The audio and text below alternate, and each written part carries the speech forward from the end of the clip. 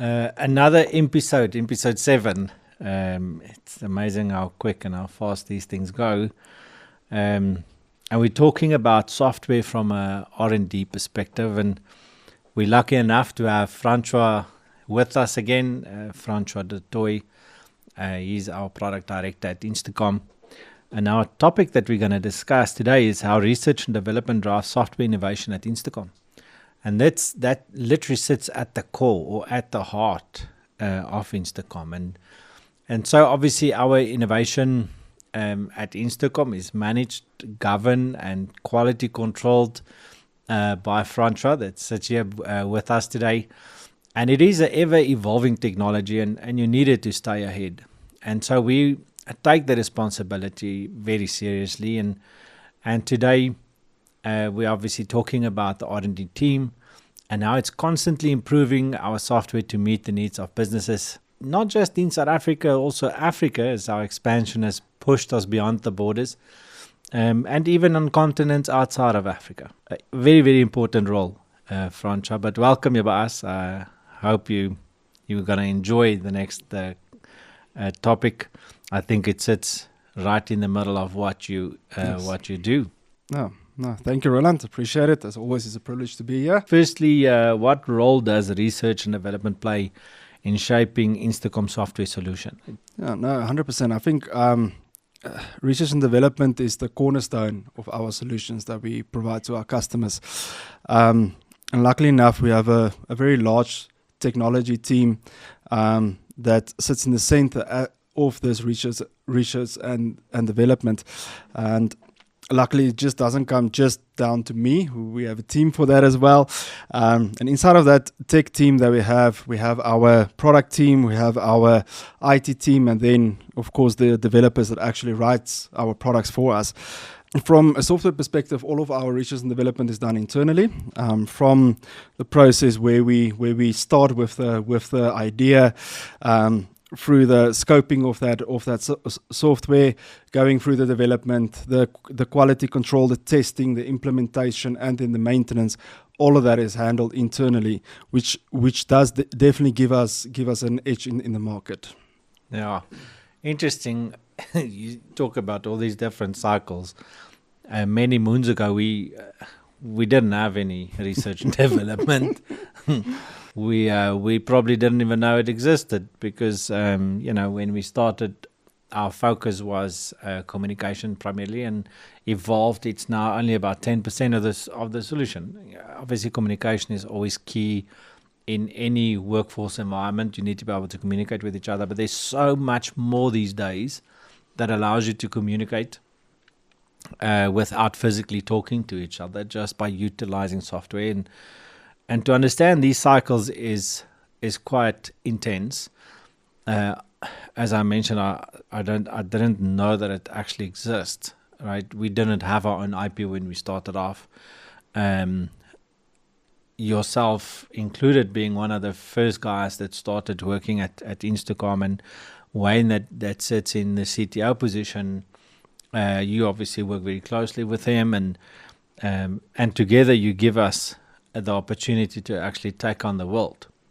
But there's so much more to it, right? And so one of the areas that I think a lot of people, think about is, what does it look like behind the scenes, behind the curtains? Because the picture where they've got the iceberg and then there's a little tip at the top and then there's a lot of things at the bottom. I think that is a exact replica of what you guys are dealing with. From a face-front marketing perspective, you don't see all the hard work that goes into the back of this solution. But what does a typical look like? Like, what does the cycle look like in the Instacom environment? Yeah, no, I mean, if we look at our innovation cycles that we run, it all starts with an idea. And if we take a look from at a customer, right? I'm getting to that. Or we decide ourselves. Yes. No, we can't. We have to stay in touch with the customers. Otherwise, you spend a lot of time and effort and money, and resources on something that customers don't really need. No, definitely. I mean, and as I was mentioning, is that most of our ideas comes from our customers. If you take a look at our system, I would say about 80 to 90% of what solutions we have is based on customer input, customer requests. If you look at where we started, this whole development department, you can say, everything started with an idea from a customer, and luckily we have a large enough team to be able to manage those. And at the forefront of that initial idea is our product managers, which sole purpose is to spend the time with the customer, understanding exactly what their business requirement is, how it should be implemented in the field, how it should look like, etc. So they would take that idea and they would then start building it and scoping it out in such a way that the rest of the team understand exactly what needs to be done. Or they sell what doesn't exist. Yes, exactly. And then we pass the ball to R&D and ask them to please deliver that by tomorrow morning. Yes, indeed. And then you have a lot of angry people. Yeah. So if you then take it from the initial phase of that scoping process, it will then go into sprint planning, where our product managers would sit with the development team, with the testers, and convey that idea to them. Explain to them what is the requirement, what is the initial or eventual output it needs to be, and then it goes into the development phases, where our developers will then start with the coding. They will implement best practices, new technology, etc., whatever is required to make that idea a reality. And then we have our first initial phase of testing with our development testers, and they will then test for any problems or bugs or anything that might be implemented during the development phase, and that'll then be a go between the testers and developers up until they feel they're at a point where it can then go into the next phase. Then from there, it will go into our QA testers or QC testers department, where they will then have the next phase of testing. And once they are happy with the product, our product managers will come and they will moderate that idea, ensure that it actually does capture the essence of what the customer required. Then it goes into a internal soft release, where we then have our support agents running an additional QC on that code, ensuring that the features does what it does. There's no bugs, and only once that process is completed, we get the green light to start with the deployment of it. And then our IT team becomes part of the process, and they would then update our solutions with the new functionalities. And then once that is done, we then start another phase of regression testing to ensure that whatever we deploy didn't maybe break anything else, ensuring that our customers has a working solution and a working tool. And so in my world, from a sales perspective, it's actually just, hey, Francois, this customer needs that, please. Thank you. And what's interesting about the cycle and everything that you try and put into place to be able to mitigate the risks and make sure everything works, because customer experience you want to make sure is where it's supposed to be. And then typically you deploy it, and a lot of times the customer would then come back saying, yeah, what we've done is great, but it's not really what we thought we need. Can we please just change this thing doing that and adding this function or that feature? How do you deal with that? Look, we take it as it comes. And it's not always where customers say, listen, this is great, but I wanted it somewhere else. It's in most cases, this is great, but let's do something else on top of this. And then the whole process starts again, where our product managers will then go and capture the idea, and it goes through this whole innovation cycle again. And it's tough because even in the same industry, every customer do things different. Yes. And so one of the things that I've seen and brought into a reality for me was that these type of solutions or offerings, they actually have a heartbeat. They're almost like a living organism, because they move. Today they work, tomorrow they don't. Nothing changed. It's just it decided not to do what it's supposed to. And so I think it's also a crucially important portion of choosing the right technology partner. And if you're in any of these industries, we have a lot of people working for you, and you need to manage what they do, what they don't do, where they need assistance, where you need to help and govern and guide. It is so important to get a technology partner that works with you. Not just now, not just next year, but the year after that and the year after that. And the bigger you build this little newborn technology in your business, the more it needs and the more it wants, and then the more it needs to accommodate. One of the areas that we've seen is Android that changes every now and then. We don't have a lot of iOS at this stage. It's evolving. But Africa is very Android driven. Hence the reason that's our main focus. But sometimes we get some challenges when Android updates, and a lot of time it's automatic, right? Yes. Can you give us an example of when that happens? What does it do on our side? Because that's not in our software. It's just an operating system that it works on, or supposed to. No, definitely. And I mean, if we look at the past few years, the speed of implementation that's coming from a Google or the Android ecosystem, and their whole focus and shift towards security of the user, that does provide its own unique challenges, because with each iteration of a new Android version, moving from Android 10 to 11 to 12 to 13, 14, 15, we're now on the way to 16. With each one of those new security protocols is implemented, the APIs changes, the way you interact with the Android and the hardware changes. So that definitely creates different challenges with each Android that comes out, and we as a team needs to ensure that we can stay ahead of it, but stay on top of it. We don't typically deploy our solution on every single new release that comes out. We like to be 1 or 2 versions behind. I've seen my Samsung, sometimes it does a software update, and then my emails doesn't work, right? And so it is something that there's still bugs and fixes that needs to happen even on these new releases. But from an Instacom perspective, because we have a work tool, you can't really struggle with these things. So it's more stable for us to deploy an Android version or 2 back. No, definitely. And for us, it's all about stability. It's providing our customers with a stable solution, with a secure solution. And I think that's where our 4 pillars comes into play. Is the fact that we don't just do software. We have the hardware component that we can control which Android versions runs on it. But we also need to always ensure that, because again, with each Android version, there's security fixes that takes place to fix vulnerabilities in the OS. So we work very closely with our hardware manufacturers to ensure that whatever product we put out there is running on the correct security protocols, etc.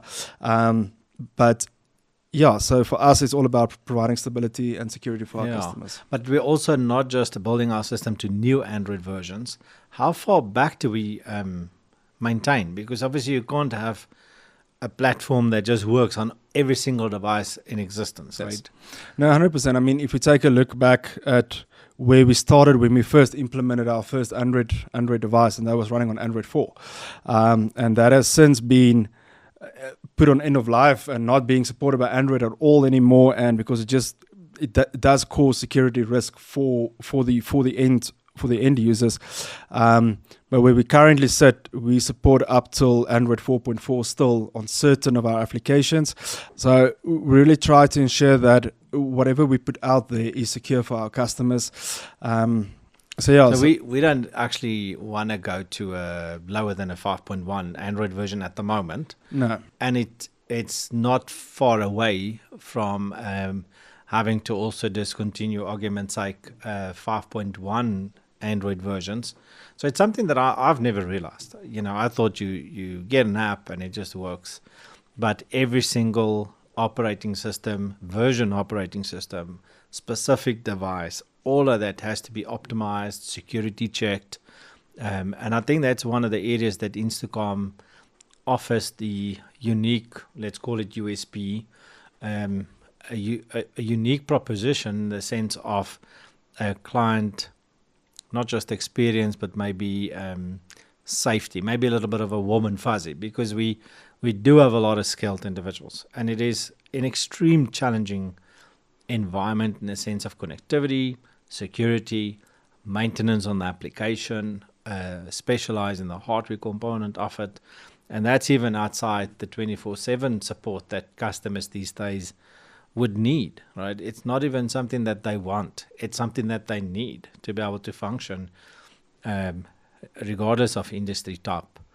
So obviously client feedback is key for us. It's a big portion of how we do things. It's part of our existence. How do we gather, evaluate, and integrate that feedback into our software and development process? Yeah, and just to add to the previous point as well, is that we actually at a stage where we say we don't support anything below Android 10, and any new hardware we bring in isn't lower than that. It's actually Android 12 and up. Okay, wow. But because you'll probably get an Android 6 at much cheaper, because the more it does, the more expensive it gets, right? Yeah, to a point, but the expensive portion comes in the specifications of the devices, because newer Android devices needs more processing power, etc. So for us, it's just about security, ensuring our customers' information is safe. But if we go look at a client feedback, and as I mentioned in the previous point, customer feedback for us is key. It is I would say almost like our bread and butter when it comes to innovation, ensuring that we stay ahead of the curve, to ensure, and for that, like I mentioned, we have a team of product managers, and their sole purpose is to interact with customers and gather ideas, and ensuring that whatever we put out there creates business opportunities for all of our customers. So that's really a key aspect for us in this innovation cycle, and we do a lot of integration into different systems as well, because we get to a customer and say, cool, but I'm using this system, how can we integrate your system into that system to create a unique solution for them? So we do a lot of integration into other partners' solutions as well, and so forth. Yeah, Easy Raster is one of the companies we've worked with for a very long time, and Online Intelligence as well. And if you automate and digitize between the platforms, it means you need one device instead of 10 to capture all the different things happening. It makes the customer's bottom line obviously go in the right direction, because he doesn't have to buy a lot of different hardware, and it gets maintained by our team, and he's got the skill set behind it. So one of the things that I thought of, based on the next question, we've done a lot of very specific things that started from nothing. And the question is an example of a feature or a product that was directly shaped by the client input, or a unique South African business challenge, and I won't be able to obviously say their name, but we've implemented a very specific access control, a very basic access control that was used by the norm 10, 12 years ago. And if you look at the actual application that was built out of that, it's worlds apart from where we started off. I think the unfortunate thing for us is we've never increased the price to accommodate all these new changes, because it is literally a new product.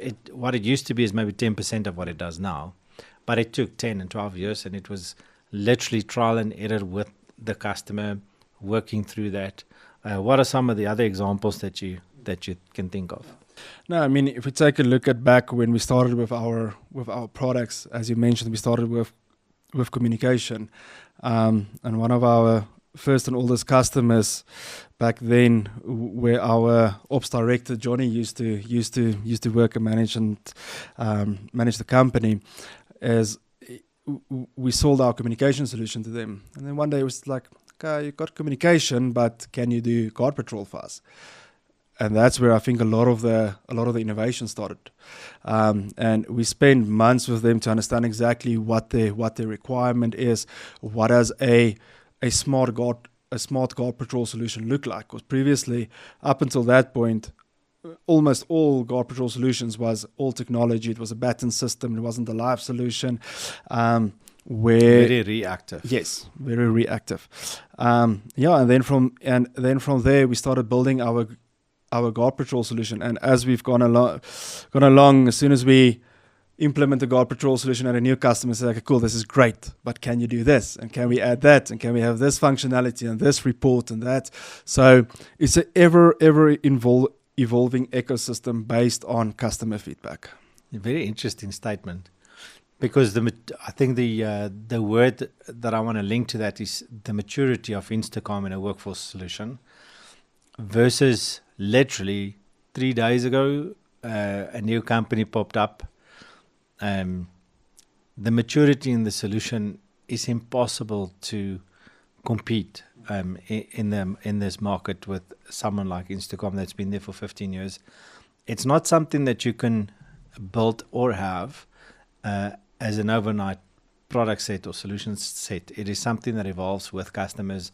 You can only build it by building it with customers. And I think for Instacom, a big portion of our success doesn't just lie within what we do with our customers in a certain industry.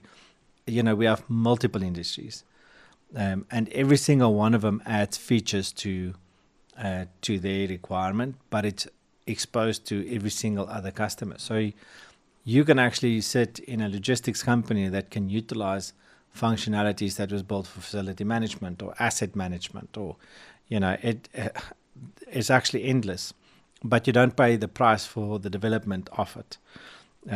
So the maturity behind the actual application or a company like Instacom is really gold when taking hands as a technology partner versus someone that started off a couple of days ago. Outside the fact that we obviously have 150 odd people working for us all over Africa, never mind South Africa, and that gives us opportunity to work with our customers regardless of where they are. So from your perspective, where is software headed in business communication over the next few years? Yeah, no, I mean, if we take a look at the ever evolving landscape in technology and businesses, where communication used to be pick up a phone, you phone somebody. Then it moved into a two-way radio type of environment, or in conjunction. Then PTT or Push to Talk came in, where it then became a smart communication solution, text messages, and a lot of that is now starting to move into visual communication. If you take a look at our body camera solution, where you can now start seeing what is happening in the field. And it's not just about hearing what is happening in the field. You can have a visualization of what your people are seeing in the field, what's happening where. And then I think there's a massive shift in the way people start communicating, as it's not just about voice or visual, etc., but it's also about how do you communicate with your staff in the field, or how do you get feedback out from the field, and that's where the digitization of everything happens. Where you take away paperwork, you take away manual labor, etc., and you start automating it, and that's where a lot of the movement in software is going, is that digitization of workflow processes, being able to get real-time information out of the field to make intelligence decisions on what's happening currently, and not in 2 or 3 or 4 weeks' time, and so on. Yeah. So it's digitize, automate, visualize. Yes. Indeed. Wow, I wonder where we're going. All these different words that comes into play. So obviously Instacom have to position to be able to be relevant for the future. Are there any exciting R&D projects that we're working on? And obviously being in the company, there's a lot. But is there ones that you want to maybe specifically want to talk about? Yeah, no, definitely. I mean, for Instacom, it's all about providing our customers with a holistic solution, solving real world problems, and becoming that one-stop problem solver for them. It's not just about being a partner for them, but it's being able to take the challenges that they're currently facing and giving them solutions on it, giving them insights on everything. If we look at our new EB solution, our Instacom Business Intelligence, where it starts giving a business owner, operational manager, a manager in the field, or just your general workers, start giving you a real-time overview of every process in your business, of all data captured out there in real time, being able to make actionable decisions on the spot where you are. So that's really going to be a game changer in the industry, and allowing our customers to start managing the KPIs, the SLAs, the scope of works, health and safety, you name it. There's almost unlimited possibilities in that area. So yeah, and then for us, it's always about understanding our customers' requirements and ensuring that whatever we put out there provides them with a holistic 360 view of their company and providing them with solutions. If we take a look at physical products, we're busy with the Gen BI that I spoke in a previous podcast about, the generative business intelligence. We look at task management that's coming. That's about closing the loop on every type of module or product we have out there. We have our estate and campus access apps that comes in. Did a presentation on some of that last week to some universities, and the feedback on that was absolutely amazing. So very, very excited about that as well. And then as we start or continue and start growing our other verticals like our mining, logistics, agriculture, as we get feedback from there, we are constantly creating unique and specific solutions for those verticals that isn't just used or isn't just about that vertical. It is, they might have a unique problem that we can solve with a specific product or software solution that solves a issue in another industry that industry wasn't even aware of, for argument's sake. It almost cross-pollinates feature sets. Yes, indeed. So for us, it's about always evolving, always ensuring that whatever we put out there provides real-world solutions for our customers. Yeah, thank you. Yeah, that's Francois du Toit opening our eyes to so many things coming, and not just for Instacom, but technology and for businesses around the world. And we've got to take note. We've got to adapt. We've got to open our minds in how we do things, and can't be caught into historical habits. And as they say, keep doing the same thing. You're never going to get a different result. So technology gives us opportunity to do so and make us more effective, make us more profitable, allowing the company to grow, obviously across the world.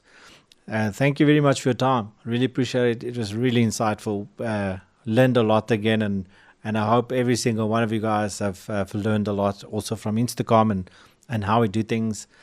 Safe travels, and we will see you soon. Perfect. Thank you, Roland. Always a pleasure to be here.